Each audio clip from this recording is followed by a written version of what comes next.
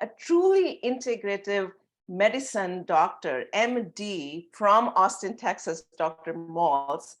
She not only combines conventional medicine, but she combines other modalities, holistic therapies such as acupuncture, diet, nutrition, and so many other therapies. So thank you so much for joining me, Dr. Maltz. I'm really grateful. Thank you. You're so welcome. Thanks for having me.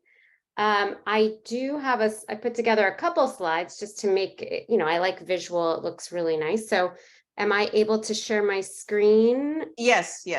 Okay. You are. You can Share go ahead. screen. Okay. So thank you all. I am, as Amita said, I am Ashley Maltz. I'm an integrative medicine physician in the amazing city of Austin, Texas. If you've never been, come visit. Don't move here. We have too many people. But I'm just kidding. But it is getting kind of crowded.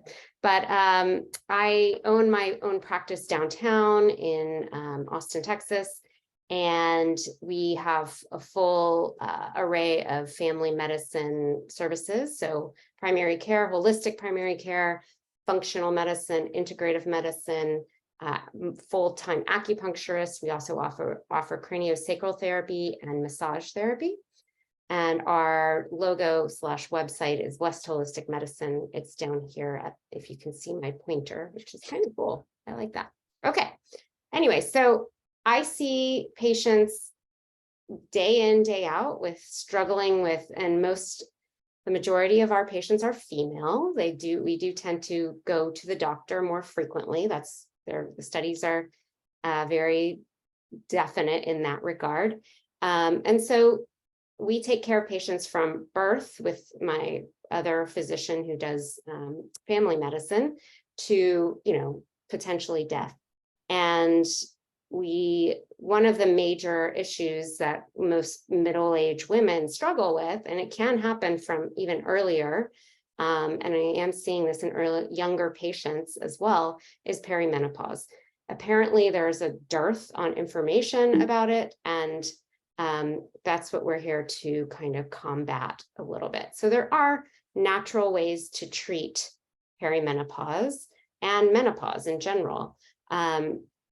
I want to point out that perimenopause and menopause is a stage. It's a process. It's not usually overnight, although that can happen, such as in like a surgical menopause, or if you go through chemotherapy, you can go into menopause very quickly. Acute trauma, sometimes, brain injury, that kind of thing also can throw off your entire hormone production. So there are certain times when that happens, but the majority of women who go through, everyone goes through menopause at some point. The majority have a long drawn out process. Maybe you start to figure out, see that your cycles are getting a little wonky. They're coming, be more regular, or they're longer. You might start to have decrease in sexual appetite, libido, might have some hot flashes here and there, or just feeling more hot, things like that. Okay. And you can start at different ages. Now, this is fun. I was doing some research for this talk, and Dr. Jolene Brighton, she's a naturopath in the health and wellness space, and she created this perimenopause symptom bingo. So, raise your hand if you have, you forget your keys. You've forgotten your keys. Your brain is just becoming more foggy. And like another one, who needs sex when you have chocolate? Low libido. Totally agree. This is just part of our natural evolution of our hormones. Some people bleed for much longer cycles, and they just have excessively heavy cycles. So there's just different things, joint pain, palpitations. That's, all of these things. Our hormones are extremely important, and they protect us from all kinds of cognitive and cardiovascular issues. They protect against cancer. We really do need hormones in our lives. And when they start decreasing, you can have lots of different symptoms. But my point is, you don't have to suffer, and there are natural treatments that can help. There are also medications that you can take that will be helpful. So just to start off, no talk would be replete without, and I apologize, my dog needs to be needy right now. This is Lexi.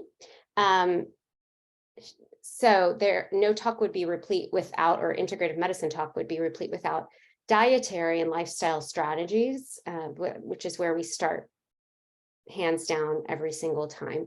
So what we want to incorporate are more of the fiber-rich foods, vegetables, whole grains if you eat grains, lots of legumes, things like that. You want to incorporate lots of high protein foods and less processed foods.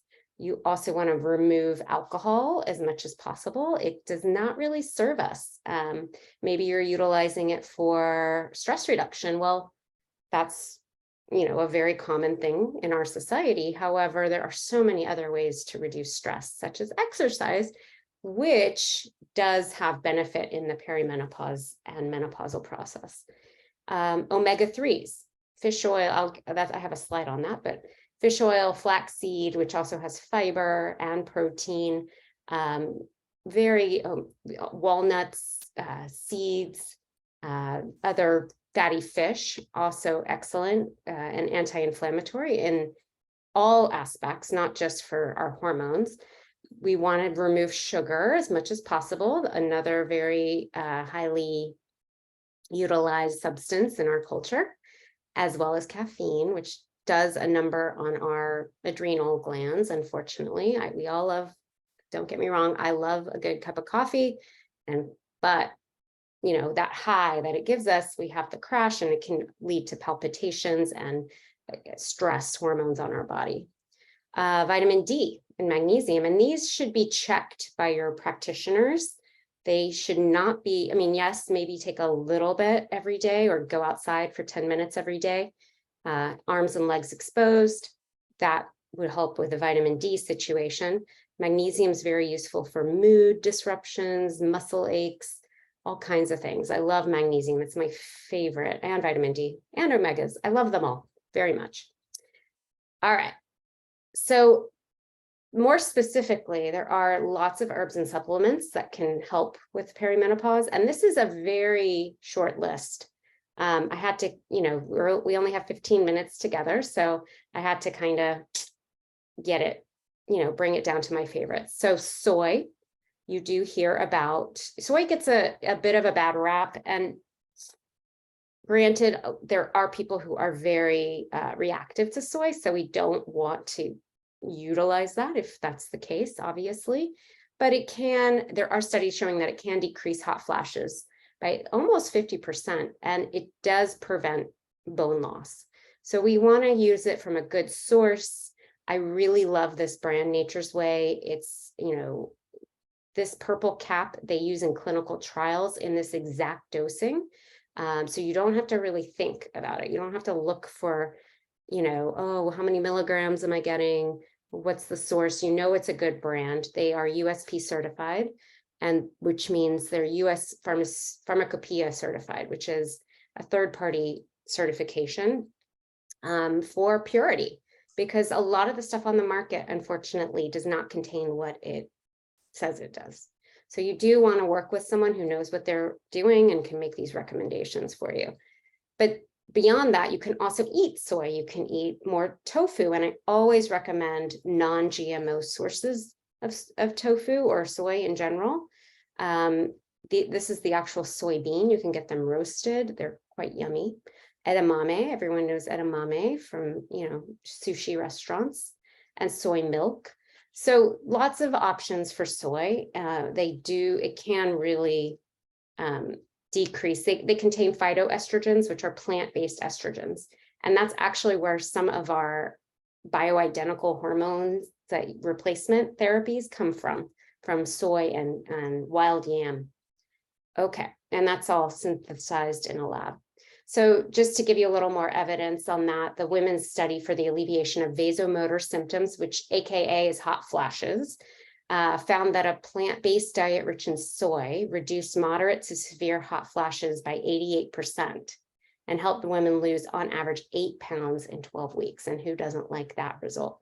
So, I don't think you have to completely be plant-based. That's up to you, whatever you choose, but just maybe incorporating a little more soy in your diet if you're not sensitive. Chasteberry vitex, one of my favorite plants for hormone support in general. So I use this a lot for hot flashes, for women, even cycling women, just to kind of support their hormonal production. It was used in medieval times and got the name, comes from use by monks in somewhere in Europe to make them more chaste, to decrease their testosterone basically, and make them more less libido thinking. But for women, it's a little bit different because we don't have as much testosterone. It just supports what needs to be supported. So like hot flashes, it can have benefit, anxiety. There was no, in some of the studies I looked at, there was no benefit in depression or sexual dysfunction. And you can kind of garner that from what it's used for, chasteberry, being chaste. Some people, it's pretty safe. You don't want to take it with antipsychotic medications or drugs for Parkinson's, and it can cause some mild side effects, as in most situations. But most people tolerate it pretty well, and I really like prescribing or recommending that. Black cohosh, amazing for menopausal symptoms. So if you're starting to have some temperature fluctuations, really helpful. And you can get, if sleep can be a big type of disruption during this process. So I highly recommend, there are products on the market, and I use one that I love. It's called Remifemin, and it has just black cohosh in one product, and then another has valerian and hops, and these are great for sleep. So black cohosh in and of itself has serotonin-like effect, which can impact the body's ability to regulate temperature, and it can help with hot flashes. Now, the sexual dysfunction part, maca root is probably one of the better, herbs.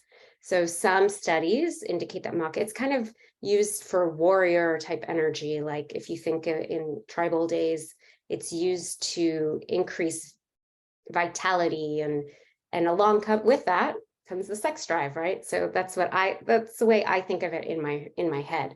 But it didn't have, it was more effective than a placebo in this study, and it reduced psychological symptoms like anxiety and depression. I already mentioned omega-3 fatty acids, very helpful for overall health. We want to, they're anti-inflammatory, come in many different forms and flavors, and you can, work with someone who knows what they're doing and great brands to utilize, because what we don't want are the contaminants that come from fatty fish like mercury, lead, all the things in the ocean that have been populating it and polluting it with, unfortunately. So you do want a good brand. You don't want it to have been sitting on the shelf for a year and have been heated. So, you have to use a little bit of discernment, but ways to incorporate the fish in your life, or omega-3s, fatty fish like wild caught salmon, nuts and seeds, avocados, and I love, my personal favorite, olives and olive oil. So I could keep going for probably another 45 minutes, but I don't want to take up everyone's morning. I want to thank NourishDoc for bringing me on for this quick intro to herbs and supplements for perimenopause. If you are struggling, if things are just not working and you're doing things on your own, I do recommend reaching out to a health practitioner to help. There is bioidentical progesterone that can help really regulate your cycles, kind of get you through this very transformative time. And I do recommend, utilizing this time to kind of decrease your workload, decrease your life burdens. Really, we're moving into the next stage. And I say this for myself as well. We're moving into the next stage of our lives. And what do we want for the next half of our life? So time to start really going introspective and thinking about all of that. My practice, again, here's the contact info, and you can always, there's contact forms on it, and reach out there. Okay. All right. Let's open it up for a few questions. Thank you so much for joining, everyone. You are welcome to unmute yourself and talk, as simple as that, or chat, or put it in the chat if any questions.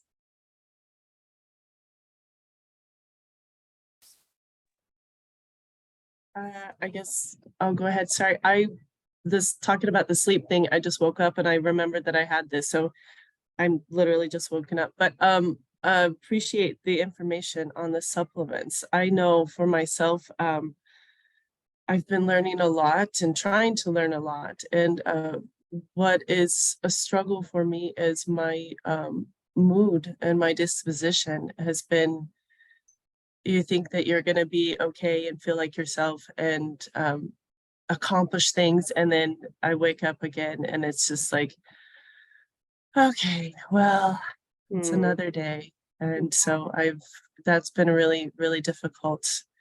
So it's good to hear that there are things, maybe, well, I do the vitamin D, and that I feel like I do everything. I feel like I do everything, and it's still just, you never know what, or I never know what my mood is going to be. Right. And so that's kind of tough. Yeah. Well, I would recommend maybe reaching out to your healthcare practitioner, or finding someone who does integrative medicine, just to, maybe the dosings are off, maybe you need something else, maybe you need hormone replacement, there's nothing. No, I have that as well. That may be my next question, is there like an ideal ratio that we need to get to? Because the practitioner that I'm working with is just a telehealth, and they say it's a most women do well on this. Most women, and every time I have questions about this feels like too much, or this feels like, and they're just like, well, most women do well on this. Yeah. So I'm just curious, is there like an ideal ratio with the because it almost seems like unless that's good, all the supplements in the world and all the eating well in the world is not doing anything. It just, but then it feels that also increases the feeling of Hopeless. it's useless. Hopelessness feeling. I think Yes. it's complicated. I think there are many, I've had a lot of patients who do great right off the bat. You just add one thing and they're off to the races. Yeah. Others struggle quite a bit. And I think that can come down to genetics and the microbiome, and you might have to dig a little deeper with your care, unfortunately. There's all kinds of things that play in, toxins in our environments, and there's all kinds of, we could go, a whole. I know, it's like literally every single thing. Yeah. So I hope you get it figured out, and just stay positive. Don't give up. I appreciate it. Thank you. I know there's lots to learn as well. So yeah. There's endless things to learn. Even I'm constantly learning, which is, I mean, I do find it fascinating. It's just amazing. And I really, truly wish that I had known some of this before, and I had been learning about how we vary on our cycles. And, throughout the month, we don't have the same energy, the same brain function, and the same. And so I had an idea of that. And that's actually what kind of helped me start to realize that something else was going on. But it's just really surprising how little information it feels like is out there. And it's endlessly fascinating. I love to continue learning more. Well, I think that was Amita's whole kind of her story, that she couldn't find great information out there. So she created a website. And and that's what I didn't get to hear because I didn't have audio, I guess. So I'll listen to it. Thank you. Sure. Jenny and JBM, any questions, any comments, any feedback? We just do a quick 10-15 minute session because everybody is working during this time, and we try to be cognizant of your time. But please unmute yourself or chat before we wrap up today. Any feedback?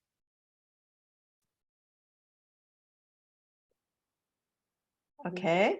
No news is good news, right? Okay, yeah, I guess so. I Yeah. guess so. I wonder if there are All questions right. on the feed, but yeah. No, yeah. Okay. Uh-oh. Okay. Cool. Okay, I don't see any questions. Yeah, no, so thank you so much. And thank you, Charlotte, for sharing your story. And I was sharing a little bit of my story with Dr. Maltz before we started the live. But that's what we are trying to do, is really present trusted information from experts such as herself and other experts, from holistic experts. Our first go-to is try holistic therapies. We're not saying don't do HRT.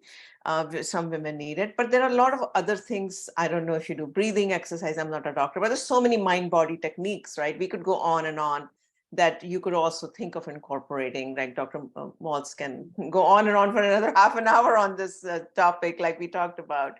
But thank you so much. Anything else anyone has? That's what we're trying to do: help perimenopausal women, menopausal and postmenopausal women navigate this journey with a little bit of ease by using not only holistic therapies, but also have access to hormone therapy if needed, right?